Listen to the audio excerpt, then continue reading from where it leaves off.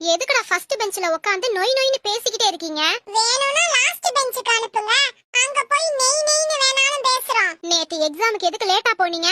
எல்லாம் கரெக்டான டைமுக்கு தான் போனோம். 9 மணி எக்ஸாமுக்கு 10 மணிக்கு வந்திருக்கீங்க. क्वेश्चन பேப்பர்ல எக்ஸாம் டைம் 9ல இருந்து 12 மணின்னு போட்டுருக்கு. அது எக்ஸாம் எழுதுறதுக்கு கொடுக்கிற டைம்டா.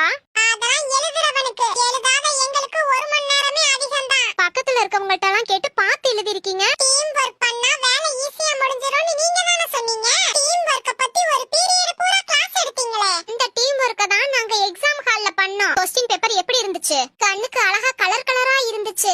ஈஸியா கஷ்டமானு கேட்டேன். क्वेश्चन பேப்பர்ல ஈஸியா இருந்துச்சு மிஸ். ஆனா ஆன்சர் தான் தெரியல.